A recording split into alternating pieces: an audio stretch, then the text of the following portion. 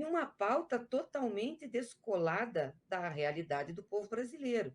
Veja, um presidente que não fala em emprego, não fala em renda, não fala em vacina, não fala em preço da comida, não fala em preço de combustível, não dá um alento e uma esperança para o país, bota uma pauta que tem a ver com ele, é uma pauta de interesse dele. A agressão ao Supremo Tribunal Federal nada mais é que o desespero que ele tem por conta do inquérito que está lá, das fake news e de atos antidemocráticos. E que ele está dentro desse inquérito, os filhos estão, a família está. Então, quando ele diz que não vai ser preso, é porque ele tem medo de ser preso e ele sabe que está fazendo coisa errada, né? Então, o que, que nós temos que tirar desses atos? Ele tem uma base que ele mobiliza. Infelizmente, nós temos um setor na sociedade que pensa como ele, né? Tem essas ideias retrógradas, mas é a minoria da sociedade brasileira. E ele mobilizou dentro dessa minoria. A imensa maioria da sociedade brasileira defende a democracia. E a imensa maioria da sociedade brasileira tem outra pauta que não é essa pauta do Bolsonaro. Então, eu acho que a gente tem que olhar para isso. E ele se isolou muito mais ainda com esses atos.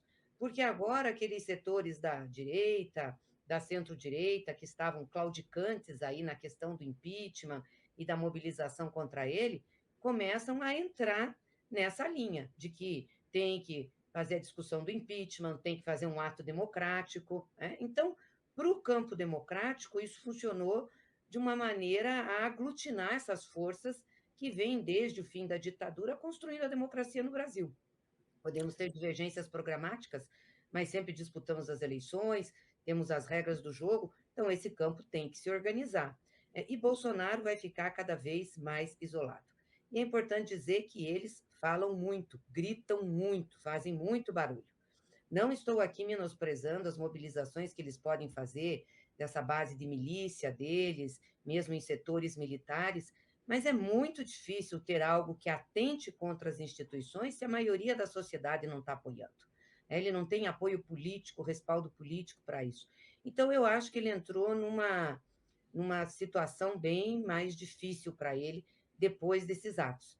Vai restar a ele cada vez mais erguer a voz, falar as besteiras que ele fala, tentar mobilizar, tentar fazer acontecer, que eu acho que vai ser mais difícil se o campo democrático aqui se organizar e enfrentar isso. E ontem também nós tivemos o grito dos excluídos, que foi importante. Não queriam que acontecesse, tinha gente que dizia, não, não tem que ir para a rua, porque isso pode dar confronto, né? Vai ter provocação. Ora, não é um pretenso ditadorzinho que vai nos impor o limite de ir para a Exato. rua ou não.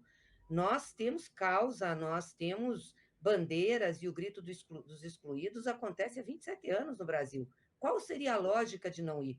Não é uma questão de temeridade, de enfrentar, de ter ódio, não. Mas o medo não pode nos imobilizar. A gente tem que ter clareza que nós temos que estar nas ruas também.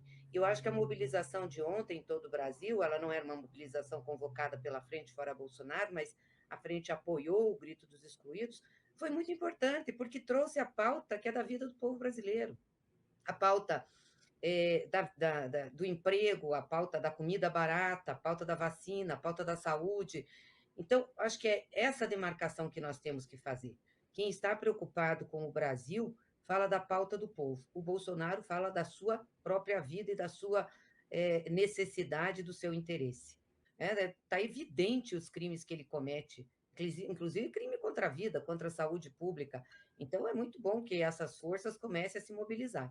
Eu acho que sim, Leandro. Eu acho que coloca essa pauta para discussão na política brasileira, dentro do Congresso.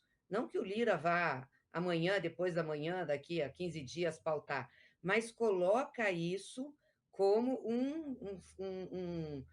uma pauta a ser debatida na política. Então, o fato desses partidos estarem se movimentando, se articulando para isso, é muito importante, né? E acho que vai permear a discussão dentro do Congresso Nacional. Porque essa base do Bolsonaro, mesmo o Centrão, né, esses partidos que conformam o Centrão, que estão apoiando, que dão sustentação e que fazem a barreira contra o impeachment, tem interesse no governo porque tem as emendas, tem aquelas emendas de relator, né, a RP9 lá, são 20 bilhões que estão sendo distribuídos pelos deputados e também para os prefeitos, para as bases, tem os cargos, mas esse pessoal também olha o termômetro popular, né? Bolsonaro perde apoio popular e faz toda essa loucura aí na presidência da República, criando uma grande instabilidade para o Brasil. Instabilidade econômica, política, social, inclusive.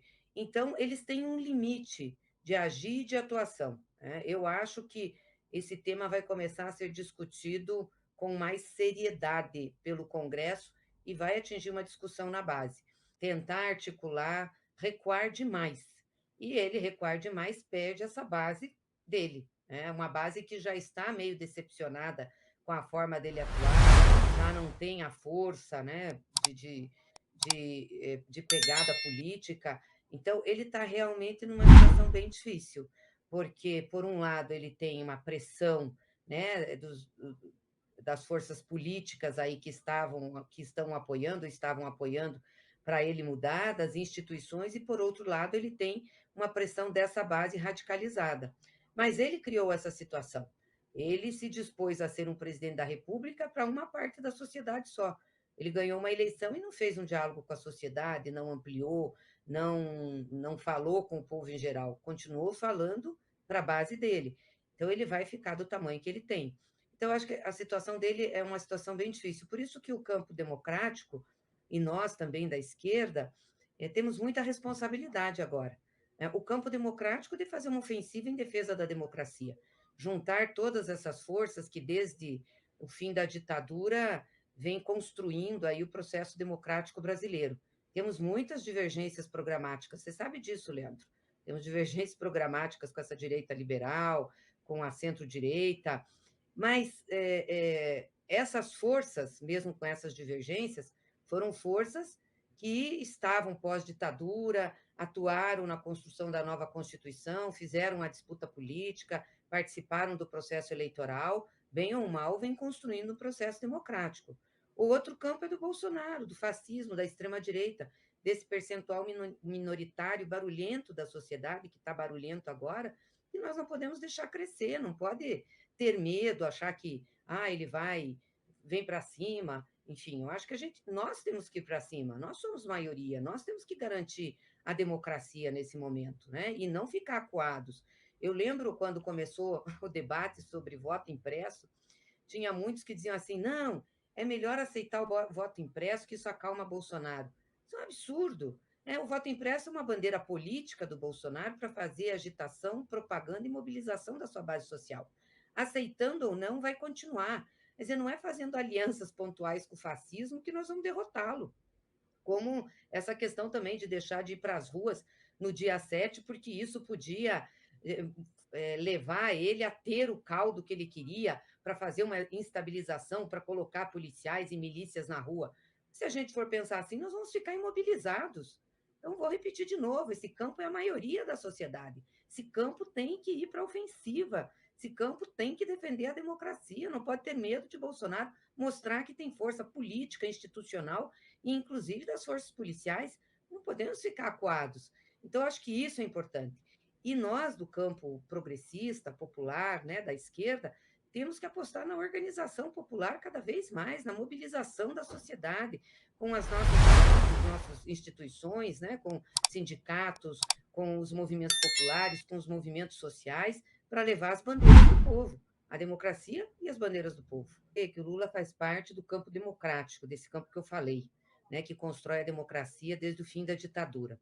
Então, eu acho que, se a gente for fazer um grande evento em defesa da democracia com esse campo, acho que o presidente Lula tem que participar, assim como tem que participar todas as lideranças desse campo, né?